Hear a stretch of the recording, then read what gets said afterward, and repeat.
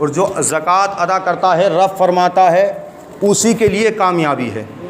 اللہ نے فرمایا کہ اگر مسلمانوں کے لیے جو نمازی ہیں مسلمان، ان کے لیے اللہ نے حکم فرمایا کہ اگر تم چاہتے ہو کہ تمہاری نمازیں اللہ کی بارگاہ میں قبول ہو جائیں تو تم اپنے مال سے جو اللہ نے تمہیں مال عطا فرمایا ہے اس میں سے زکوٰۃ ادا کرو۔ اس لیے اللہ فرماتا ہے زکوٰۃ ادا کرو اور میرے محبوب کی فرما برداری کرو، اس لیے یہ سمجھ کر کہ اللہ تم پر رحم فرمائے اور اللہ تمہیں کامیاب فرما دے۔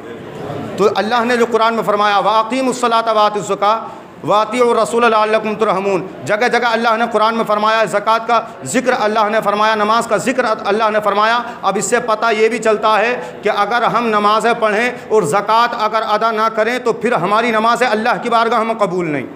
یہ میں نہیں، یہ اللہ خود فرماتا ہے وَأَقِیمُوا الصَّلَاةَ وَآتُوا الزَّکَاةَ، اگر تم چاہتے ہو تمہاری نمازیں اللہ کی بارگاہ میں قبول ہو جائیں تو پھر تم جو اللہ نے مال تم کو عطا کیا ہے اس میں سے زکوٰۃ ادا کرو، زکوٰۃ دو، زکوٰۃ نکالو، ورنہ اور فرمایا جاتا ہے کہ جو اللہ فرماتا ہے جو میرے بندے زکوٰۃ ادا کرتے ہیں ان کے لیے بہت اعلیٰ اور بہت بڑا ثواب ہے، اور مال کم نہیں ہوتا زکوٰۃ دینے سے۔ یہ اللہ نے زکوٰۃ جو ہے یہ فرض ہے، اس کا انکار کرنے والا کافر اور اس کو نہ ادا کرنے والا گناہ گار ہے، جو اس کو ادا نہ کرے وہ گناہ گار ہے، جو دیر کرے وہ بھی گناہ گار ہے۔ اب اس کے مسائل سن لیں، کن چیزوں پر اور کن باتوں پر جو ہے زکوٰۃ فرض ہوتی ہے، کن انسانوں پر زکوٰۃ فرض ہوتی ہے۔ سن لیں، 5 چیزیں ایسی ہیں جن پر زکوٰۃ انسان پہ فرض ہوتی ہے، جو مالک نصاب ہو جاتا ہے۔ وہ کون کون سی چیزیں ہیں؟ جس کے پاس سونا ہے، جس کے پاس چاندی ہے۔ اب سونا ہے کتنا؟ اگر کسی کے پاس 7.5 تولے اگر سونا ہے تو اس پہ زکوٰۃ فرض ہے، اور اگر کسی کے پاس 52.5 تولے چاندی ہے تو بھی زکوٰۃ فرض ہے۔ اب اس کی گہرائی کی بات میں آپ کو بعد میں بتاؤں گا، سن لیں پہلے۔ سونے پہ اور چاندی پہ زکوٰۃ، پیسے پہ زکوٰۃ، جو سامان تجارت ہے، جو تجارت کا سامان ہے اس پہ زکوٰۃ فرض، اور جو ہمارے گھر میں ایکسٹرا سامان جو کہ ہمارے استعمال میں نہیں آتا ہے اس پر بھی زکوٰۃ فرض ہے۔ یہ کتنی چیزیں ہوئیں؟ 5 چیزیں فرض ہوئیں۔ اب اس کی گہرائی میں تھوڑی یہ چلے، اب کسی کے پاس 7.5 تولے سونا نہیں ہے، 7.5 تولے سونا نہیں ہے، کم ہے، اور اس کے پاس اگر اب 7.5 تولے اگر سونے سے کم ہے، یعنی کہ 52.5 تولے چاندی، اگر 7.5 تولے سونے میں اگر خریدی جائے تو کئی کلو چاندی مل جائے گی، تو ادھر 52.5 تولے اگر چاندی ہے تب اس پہ زکوٰۃ فرض ہو رہی ہے، اور ادھر اگر 7.5 تولے سونا ہے تب زکوٰۃ فرض ہو رہی ہے۔ تو ایسا کیوں؟ اب اس کی وضاحت سن لیں۔ اگر 7.5 تولے اگر سونا آپ کے پاس ہے اور اس میں 7.5 تولے سونے کے سوا اور آپ کے پاس کچھ نہیں ہے، نہ پیسہ ہے نہ چاندی ہے، کچھ بھی آپ کے پاس نہیں ہے، نہ کوئی تجارت کا سامان ہے، کوئی چیز آپ کے پاس نہیں ہے، اگر 7 تولے سونا اگر آپ کے پاس ہے تو زکوٰۃ فرض نہیں ہے جب تک 7.5 تولے سونا آپ کے پاس نہیں ہوگا، اور اگر 52.5 تولے اگر چاندی آپ کے پاس ہے تب آپ پر زکوٰۃ فرض ہے، اور اگر 52.5 تولے سے 52 تولے چاندی آپ کے پاس ہے تب بھی زکوٰۃ فرض نہیں ہے۔ لیکن شرط یہ ہے کہ 7.5 تولے سونا ہو، 7 تولے سونا ہو، اس کے سوا آپ کے پاس 1 روپیہ نہ ہو، نہ چاندی کا سکہ ہو اور نہ کوئی آپ کے پاس سامان ہو تجارت کا۔ اگر آپ کے پاس 7 تولے سونا ہے اس پر زکوٰۃ فرض نہیں ہے جب تک 7.5 تولے سونا نہیں ہو جاتا، اور اگر 52.5 تولے اگر چاندی آپ کے پاس ہے تب زکوٰۃ فرض ہوتی ہے۔ اگر ہمارے پاس اس کے علاوہ 7.5 تولے سونا ہوا، اب اس کے علاوہ اگر ہمارے پاس 1 روپیہ بھی اگر الگ سے ہے، 1 روپیہ بھی اگر الگ سے ہے تو اب وہ روپیہ اس میں شامل کیا جائے گا۔ 7.5 تولے، اور اگر آپ کے پاس تھوڑی سی اگر چاندی ہے، تھوڑی سی اگر چاندی ہے، اور اگر آپ کے پاس تھوڑا سا مال تجارت کا ہے تو اب سب چیزوں کو ملایا جائے گا، سب چیزوں کو ملایا جائے گا۔ اور پھر اگر سب چیزوں کو ملانے کے بعد میں اگر ایک چیز خریدی جاتی ہے 52.5 تولے چاندی تو پھر آپ پر زکوٰۃ فرض ہوگی۔ اب ایسا نہیں ہے کہ اگر ہمارے پاس 52.5 تولے ہی چاندی ہے، اگر اور پھر جو ہے اور 7.5 تولے سونا نہیں ہے، ہمارے پاس صرف چاندی ہے اور ہمارے پاس کچھ نہیں ہے، تب تو زکوٰۃ آپ کے پاس فرض نہیں ہے۔ 52.5 تولے سے کم ہے اگر چاندی، اور اگر اس کے علاوہ اگر آپ کے پاس 1 روپیہ بھی اگر ہوا یا کوئی سامان تجارت کا ہوا تب آپ پر جو ہے زکوٰۃ فرض ہو جائے گی۔ کیوں ہوگی زکوٰۃ فرض؟ کہ اب ان 5 چیزوں کو ملایا جائے گا، 5 چیزوں کو ملانے کے بعد میں ان کو جوڑا جائے گا کہ اگر سب ملانے کے بعد میں ایک چیز اگر خریدی جاتی ہے تب زکوٰۃ فرض انسان کو ہو جاتی ہے۔ اب یہ مسئلہ تو ہماری سمجھ میں آ گیا. اب ایک چیز اور سن لیں. کچھ چیزیں ایسی ہوتی ہیں انسان کے اندر. ہمارے گھر میں کوئی ایسا ایکسٹرا سامان ہے کہ جو ہمارے استعمال میں نہیں آتا. مثال کے طور پہ ہمارے پاس میں گاڑیاں ہیں, 2 گاڑیاں ہیں. ایک گاڑی استعمال میں آتی ہے, ایک گاڑی ہمارے استعمال میں نہیں آتی. ایک کو تو ہم چلاتے ہیں اور ایک کھڑی ہے. کیوں کھڑی ہے؟ وہ دکھاوے کے لیے کھڑی ہے کہ ہمارے پاس 2 گاڑیاں ہیں, دکھاوے کے لیے. تو اگر آپ کے پاس وہ ایکسٹرا ہے اس لیے کہ آپ کے استعمال میں نہیں آتی ہے تو اس پر بھی زکوٰۃ فرض ہوگی. اس پر زکوٰۃ فرض ہوگی. اب اس کا پیسہ آپ کو دیکھنا ہے وہ کتنے پیسے کی, کتنے رقم کی ہے. اگر آپ کے پاس وہ مثال کے طور پہ 52.5 تولے چاندی آج کے دور میں 25 سے 30 ہزار وہ جتنی بھی ہوگی, بہرحال اس کے حساب سے آپ جوڑ کر کے آپ حساب لگا سکتے ہیں. اگر اتنے پیسے کی اگر آپ کے پاس گاڑی ہے جو ایکسٹرا ہے, آپ کے استعمال میں نہیں آتی, تب بھی آپ پہ زکوٰۃ فرض ہوگی. اب ایک مسئلہ اور سن لیں. دیکھیں بہت گہرائی کی باتیں سنا رہا ہوں, سن لیں. یہ مسئلے اہم مسئلے ہیں. اگر ہمارے پاس اگر کوئی پلاٹ ہے, مثال کے طور پہ ہم نے کہیں مہوا کھیڑے میں یا مراد آباد میں لے کر کے اگر ہم نے ڈال دیا, آگے کے لیے کیوں ڈال دیا کہ اگر اس پہ قیمت بڑھ جائے گی تو ہم اس کو بیچ دیں گے. جب مہنگا ہو جائے گا تو ہم اس کو بیچ دیں گے تاکہ ہمیں فائدہ ہو جائے. اگر آپ نے وہ بیچنے کی نیت سے اگر آپ نے خریدا ہے تب بھی اس پر زکوٰۃ فرض ہوگی. اس کا حساب لگایا جائے گا, اس پہ زکوٰۃ ہے. اگر آپ نے بیچنے کی نیت سے اگر لیا ہے, خریدا ہے.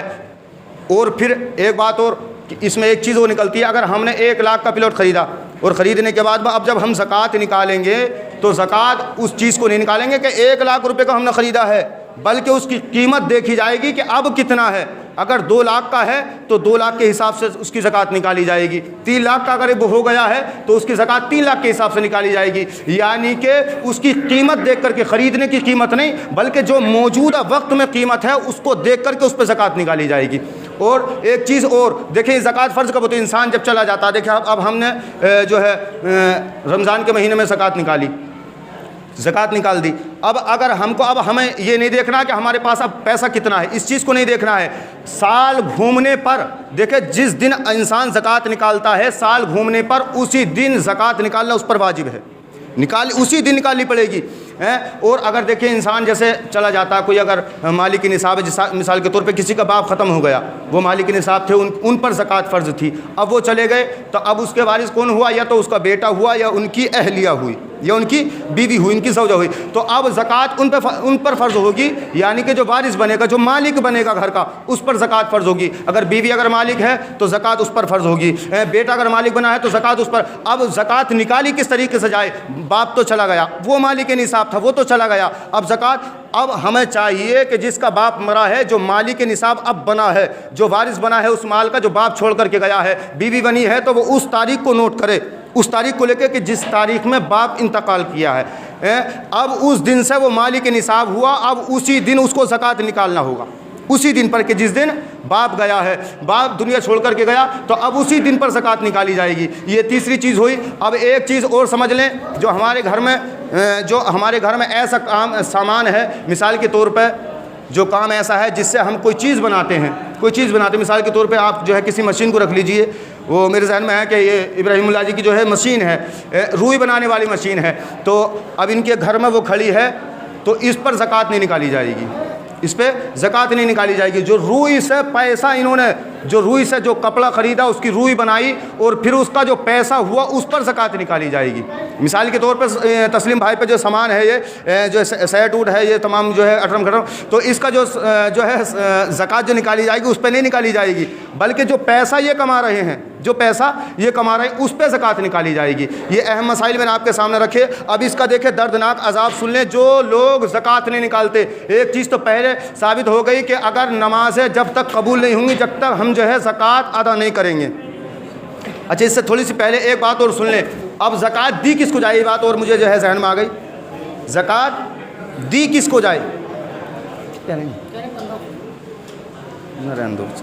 زکوٰۃ دی کس کو جائے؟ تو اب ظاہر سی بات ہے کہ جو مالک نصاب نہ ہو, جو زکوٰۃ دینے کے لائق نہ ہو, جس پر زکوٰۃ فرض نہ ہو, اس کو آپ زکوٰۃ دے سکتے ہیں. دیکھیں بہت گہرائی کے مسئلے سن لیں. اس کو زکوٰۃ دی جائے گی جو زکوٰۃ جس پر فرض نہیں ہے, اس کو.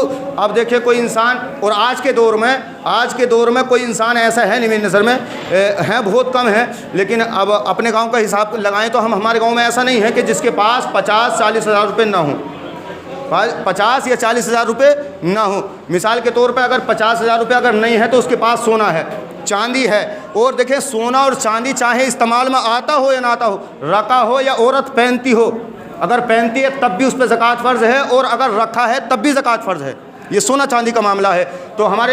تو اب دیکھیں اب ہم زکوٰۃ دیتے ہیں. مثال کے طور پہ کوئی عورت بیوہ ہو گئی, بچے یتیم ہیں, لڑکیاں ہیں, کوئی کرنے والا نہیں ہے.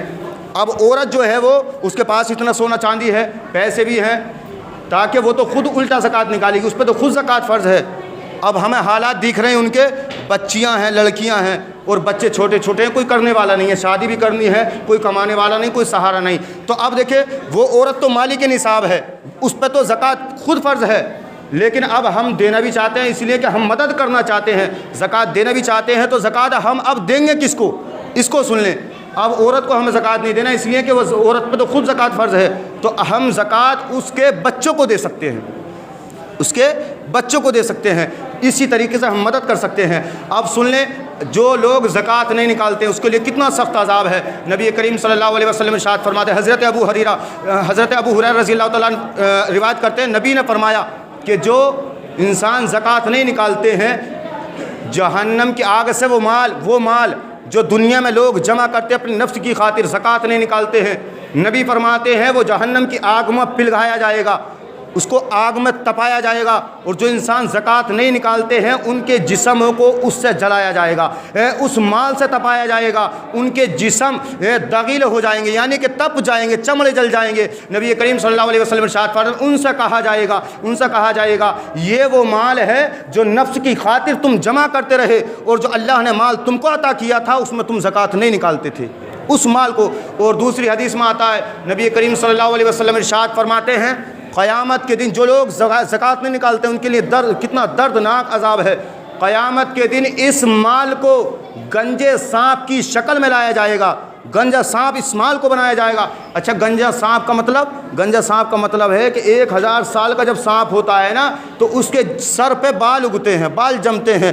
پھر جب 2000 سال کا ہو جاتا ہے تو اس کے سر کے بال گر جاتے ہیں, یعنی کہ زہر اس کے اندر اتنا ہو جاتا ہے, زہر کی وجہ سے اس کے بال گر جاتے ہیں. تو 2000 پرانا سانپ ہوگا, 2000 سال یعنی کہ گنجا سانپ ہوگا. 2000 سال پرانا سانپ زکوٰۃ نہ نکالنے والی کی گردن میں وہ مال 2000 سال پرانا جو سانپ ہوگا اس کی شکل میں لا کر کے زکوٰۃ نہ نکالنے والی کی گردن میں ڈالا جائے گا. فرمایا جاتا ہے وہ سانپ اس کے پیچھے بھاگ رہا ہوگا, اور جو زکوٰۃ نہیں نکالتا ہے نا وہ آگے دوڑ رہا ہوگا. تو یہ کتنا سخت عذاب ہے. ڈریں, خدا سے ڈریں. اور اللہ فرماتا ہے جو انسان زکوٰۃ نکالتا, اللہ فرماتا ہے والذین هم للزکاۃ فاعلون والذین یرثون الارض والذین هم للزکاۃ فاعلون اولئک هم الوارثون الذین یرثون الارض فردوس ان اللہ هم الخالدون. اللہ فرماتا ہے کہ جو انسان زکوٰۃ نکالتے ہیں ان کے لیے بڑی کامیابی ہے. وہ کامیابی کیا ہے کہ اللہ فرماتا ہے جو انسان زکوٰۃ نکالتے ہیں اور نماز پڑھتے ہیں, اللہ فرماتا ان کے لیے جنت الفردوس ٹھکانہ ہے. جنت الفردوس ان کا ٹھکانہ, وہ ہمیشہ وہاں رہیں گے. تو اس سے پتہ چلتا ہے ہم زکوٰۃ نکالیں, اس لیے کہ مال سے زکوٰۃ نکالنے میں مال میں کمی نہیں ہوتی, بلکہ اللہ اس مال کو پاک اور صاف کر کے اس میں برکتیں عطا فرماتا ہے, برکتیں ہو جاتی ہیں. 2-3 منٹ اور ہیں. ایک بات اور میں بتا دیں, دیکھو قارون کا نام آپ نے سنا ہوگا, بہت بڑا امیر تھا قارون. یہ کون تھا قارون؟ یہ موسیٰ علیہ السلام کی قوم کا ایک فرد تھا. اللہ نے اسے بہت مال دیا, بہت امیر تھا. اتنا بڑا امیر تھا کہ اس کے خزانوں کی چابیاں 100 اونٹوں پہ لاد کر کے لے جایا جاتا تھا. اتنا بڑا امیر تھا قارون, بہت امیر تھا. موسیٰ علیہ السلام نے جب اس کے مال کو دیکھا تو موسیٰ علیہ السلام نے فرمایا کہ قارون ایک کام کر, جو اللہ نے تجھے یہ پیسہ دیا, مال دیا, دولت دی ہے, تو اس میں سے تو زکوٰۃ نکالا کر, اللہ کا شکر ادا کر. تو اس نے کہا یہ جو مال مجھے ملا ہے نا یہ میری قابلیت کی بنیاد پہ ملا ہے, علم کی وجہ سے میں نے یہ حاصل کیا ہے, تو میں زکوٰۃ کیوں نکالوں. یعنی کہ جب موسیٰ علیہ السلام نے جب اسے حکم دیا تو اس نے جو ہے منع کر دیا, انکار کر دیا. اور موسیٰ علیہ السلام پہ مطلب یہ ہے کہ اس نے ایک فاحشہ عورت کے ذریعے اس نے جو ہے موسیٰ علیہ السلام کو بدنام کرنے کی کوشش کی.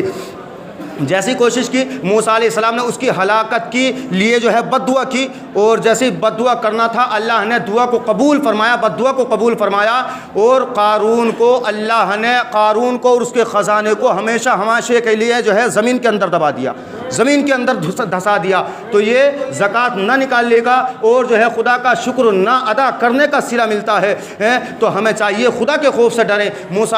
نبی کریم صلی اللہ علیہ وسلم ارشاد فرماتے ہیں کہ 3 انسان تھے جن کو اللہ نے آزمائش میں ڈالا۔ اللہ نے فرمایا وہ کون کون انسان تھے؟ ایک گنجا تھا اور ایک اندھا تھا اور ایک کوڑی تھا، 3 انسان تھے یہ۔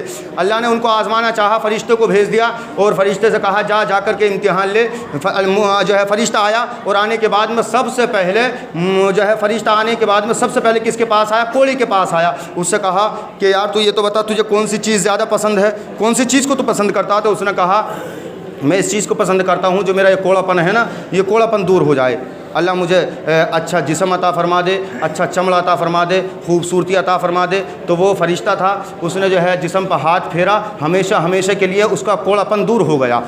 اللہ نے اسے جو ہے اچھی جلد، اچھا چمڑا عطا فرما دیا، خوبصورت بنا دیا۔ اب اس نے کہا، فرشتے نے کہا تو یہ تو بتا تجھے کون سا مال پسند ہے؟ تو اس نے کہا مجھے اونٹ بہت پسند ہے۔ تو اس فرشتے نے جو ہے اس کو ایک اونٹنی عطا فرمائی جو حاملہ تھی، ایک اونٹنی عطا فرمائی، اور عطا فرمانے کے بعد میں اللہ سے دعا کی اللہ اس کے مال میں برکت عطا فرمائے۔ اب وہ جو ہے فرشتہ اب جو ہے کس کے پاس پہنچا؟ گنجے کے پاس پہنچا، اور پہنچنے کے بعد میں اس نے کہا یار تو یہ تو بتا تجھے کون سی چیز پسند ہے، کون سی چیز کو پسند کرتا ہے؟ تو گنجے نے کہا مجھے جو ہے بال بڑے پسند ہے، لوگ جو بال والے میں ان کو دیکھتا ہوں تو مجھے بڑے اچھے لگتے ہیں، اور میرے سر پہ بال نہیں ہیں تو لوگ جو ہے مجھ سے نفرت کرتے ہیں، بیٹھنا بات چیت کرنا پسند نہیں کرتے۔ میں چاہتا ہوں کہ اللہ مجھے بال عطا کر دے۔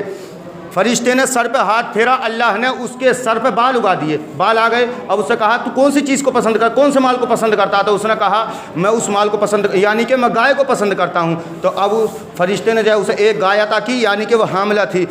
پھر جو ہے دعا کری اللہ اس میں برکت عطا فرما دے۔ جلدی سنیں گے اس لیے کہ وقت ہو گیا۔ تو اب فرشتہ جو ہے اندھے کے پاس پہنچا، اور پہنچنے کے بعد میں کہا کہ تو یہ تو بتا تجھے کون سی چیز پسند ہے؟ اس نے کہا مجھے وہ چیز پسند ہے اللہ مجھے آنکھیں عطا کر دے تاکہ میں لوگوں کو دیکھ سکوں، تو میں چاہتا یہ ہوں کہ اللہ مجھے آنکھ عطا کر دے۔ اس نے جو ہے فرشتے نے اس کے جسم پہ ہاتھ پھیرا، آنکھوں پہ ہاتھ پھیرا، اللہ نے اسے بینائی عطا کر دی۔ تینوں آدمی جو ہے کوڑی بھی صحیح ہو گیا، گنجا بھی صحیح ہو گیا، اور جو ہے اندھا بھی صحیح ہو گیا۔ تینوں آدمی جو ہے وہ صحیح ہو گئے، اور مال بھی ان کو مل گیا۔ اور تیسرے آدمی کو کیا چیز ملی؟ بکری ملی۔ برکت کی دعا کری، مالدار ہو گئے، بہت مالدار ہو گئے۔ اب ان کی آزمائش دیکھیں، فرشتے نے اب وہی فرشتہ انسان کی شکل میں سب سے پہلے کوڑی کے پاس پہنچا، اور پہنچنے کے بعد اس نے کہا کوڑی میں چاہتا یہ ہوں اللہ نے تجھے بڑی خوبصورت تجھے بنایا ہے، چمڑا بڑا خوبصورت دیا ہے، اللہ نے تجھے مال بھی دیا، میں چاہتا یہ ہوں جو تیرے پاس اونٹ ہیں ان میں سے ایک اونٹ مجھے دے دے، بڑا پریشان ہوں میں۔ تو اس نے کہا میرے پاس تو جو ہے مجھ پر اتنے حقوق ہیں، میں اپنے حق خود ادا نہ کر سکتا، میں تجھے اونٹ کیسے دے سکتا ہوں؟ تو اس نے کہا یاد کر ایک دن تو کوڑی تھا، اللہ نے تجھے اچھا چمڑا دے دیا، اللہ نے تجھے مال دے دیا، تو اب تو یہ جو ہے اللہ کی راہ میں تو خرچ نہیں کر سکتا، اللہ کے نام پہ نہیں دے سکتا۔ تو اس کا دیکھے انسان کتنی جلدی آنکھیں بدلتا۔ تو اس نے کہا میں کب کوڑی تھا بھائی، میں کب کوڑی تھا، میں کب غریب تھا؟ میرے تو یہ جو مال چلا رہا نا تو باپ دادا کے زمانے سے چلا رہا، اور میری جو خوبصورتی ہے لوگ پہلے سے دیکھ کے مجھے فخر کرتے تھے، اور تو کہتا ہے میں کوڑی تھا۔ تو اللہ کے فرشتے نے کہا کہ اگر تو جھوٹ بولتا ہے تو پھر پروردگار عالم تجھے ویسا ہی کر دے۔ یہ دعا کا کرنا تھا، جیسا کوڑی تھا ویسے ہی اللہ نے کر دیا۔ دوسرے کے پاس پہنچا، گنجے کے پاس پہنچا، اس نے بھی یہی جواب دیا، ارے میں کب گنجا تھا میاں، میں تو بچپن سے بڑے اچھے بڑے خوبصورت بال ہیں، اتنے لمبے بال ہیں، تو میں کب گنجا تھا؟ تو اس فرشتے نے کہا اگر تو گنجا تھا تو اللہ تجھے گنجا ہی کر دے، یعنی کہ وہ بھی گنجا ہو گیا۔ تیسرے انسان کے پاس پہنچا جو کہ اندھا تھا، جیسے اس نے سوال کیا فرشتے نے، تو اس نے کہا اندھے نے بالکل صحیح کہا تو نے کہ اللہ نے مجھے اندھا بنایا تھا، میری بینائی چلی گئی تھی، میں اندھا تھا، اللہ کا لاکھ شکر ہے، اس کا احسان ہے کہ اس نے مجھے بینائی عطا فرمائی ہے۔ جب تو اللہ کے نام پہ مانگتا ہے، ایک بکری مانگتا ہے، اگر تو 1000 بکریے بھی مانگے گا تو میں اللہ کے نام پہ قربان کر دوں گا، 1000 بکری بھی مانگے گا۔ تو فرشتے نے کہا کہ تو اندھا تو تھا لیکن جو تیرے ساتھی ہیں نا وہ امتحان میں فیل ہو گئے اور تو کامیاب ہو گیا، اس لیے کہ تو نے اللہ کے نام پہ اللہ کا شکر ادا کیا ہے، جو اللہ نے تجھے مال دیا ہے اس کا شکر ادا کیا ہے، اور رب جو اس کا بندہ اس کے مال دیے ہوئے پہ شکر ادا کرتا ہے پروردگار عالم اسے اور زیادہ عطا فرماتا ہے۔ تو ہم زکوٰۃ ادا کریں، وقت ہو گیا ہے، سنتوں کا ٹائم ہو گیا ہے۔ وہ 3 مسئلے جو مجھ سے کہا گیا تھا، میں 3 مسئلے میں آپ تک بتائے دیتا ہوں، سن لیں۔ مجھ سے یہ کہا گیا میں تو نہیں جانتا ہوں کون کیا کرتا ہے، کون کتنی جلدی سجدہ کرتا ہے، لیکن مجھ سے پیچھے والوں نے کہا آپ یہ نہ سمجھے کہ جتنا آگے سے نماز میں سے پیچھے کو دیکھ رہے ہیں کہ تو مجھ سے تو بتایا گیا تھا، تو میں اس لیے بتا رہا ہوں کہ لوگ جو ہیں جب سجدے کرتے ہیں نا، سجدے کرتے تو دو سجدوں کے درمیان جو ہے پیٹھ ہماری سیدھی ہو جائے اور کچھ دیر آپ جو ہے ٹھہرے رہیں، یعنی کہ ایک تسبیح پڑھنے کے تک جو ہے آپ دو سجدوں کے درمیان میں بیٹھے رہیں، کچھ دیر وہاں جو ہے سکون لیا جائے، یعنی کہ اتنی دیر بیٹھیں تاکہ ایک تسبیح آپ پڑھ سکیں، اور اتنا اگر تسبیح نہ پڑھ سکے تو حدیث سے بھی ثابت ہے، فرمایا جاتا ہے رب اغفر لی رب اغفر لی، یہ اس چیز کو آپ پڑھ لیا کریں، یہ دو سجدوں کے درمیان ہے۔ اگر آپ جلدی کرتے ہیں یعنی کہ آپ کی کمر سیدھی نہیں ہوتی ہے تو پھر آپ پہ سجدہ جو ہے سجدہ سہو واجب ہو جاتا ہے، واجب ہے دو سجدوں کے درمیان اتنی دیر بیٹھنا کہ ایک تسبیح پڑھا جائے تو یہ واجب ہے۔ واجب کو ترک کرنا کیا ہوتا ہے؟ سجدہ سہو واجب ہو جاتا ہے، اس پہ سجدہ سہو کرنا پڑے گا، اور ورنہ آپ کی جو ہے واجب کے خلاف نماز ہوگی، نماز مکمل نہیں ہوگی۔ تو اب دوسری چیز یہ ہے کہ لوگ میں نے سنا ہے، میں نے تو کسی کو نہیں دیکھا، میں نہیں دیکھتا ہوں کون وضو کیسا کرتا ہے، وہ تو اللہ بہتر جانے اور کرنے والا جانے، لیکن مجھ سے کہا گیا ہے کہ جب وضو آپ کرتے ہیں تو آپ جو ہے جو فرض ہیں نا چار، ان کو صحیح طریقہ سے ادا کریں، اس لیے کہ جب فرض ادا نہیں ہوتا ہے تو وضو بھی نہیں ہوتا ہے، اور وضو نہیں ہوتا تو نماز بھی نہیں ہوتی ہے۔ بتایا مجھ سے یہ گیا ہے کہ مسح آپ بتائیں کہ مسح کس طریقے سے کرنا چاہیے، تو مسح جو ہے اس طریقے سے آپ کریں، یہ تینوں انگلیوں کو لیں اور چومنے کی ضرورت نہیں ہے، چومیں نا، تینوں انگلیوں کو ملانے کے بعد میں آپ جو ہے ان انگلیوں کو سر پہ لے کے جائیں، بیچ کو جو ہے ڈھانپ کے لے کے جائیں اور اس طریقے سے پیچھے تک لے جائیں، اور تینوں انگلیوں کو پیچھے لے جانے کے بعد میں اب یہ جو ہتھیلی ہے نا، ہتھیلی ان کو پیچھے لائیں، اب ملا کر کے ادھر سے ملا کر کے اس طریقے سے آگے کو لائیں۔ اب یہ پورے سر کا مسح ہو گیا، یعنی کہ چوتھائی سر کا مسح ہے وہ فرض ہے، اور یہ پورے سر کا مسح کرنا یہ سنت ہے، تو سنت بھی ادا ہو جائے گی اور فرض بھی ادا ہو جائے گا۔ اور ایک بات اور تھی وہ میرے ذہن سے نکل گئی، انشاءاللہ اگلے جمعے میں اگر یاد آئے گی تو میں بتاؤں گا۔ میں بھی کلمہ پڑھوں، آپ بھی کلمہ پڑھیں، لا الہ الا اللہ محمد رسول اللہ وما علینا الا البلاغ۔ السلام علیکم ورحمۃ اللہ۔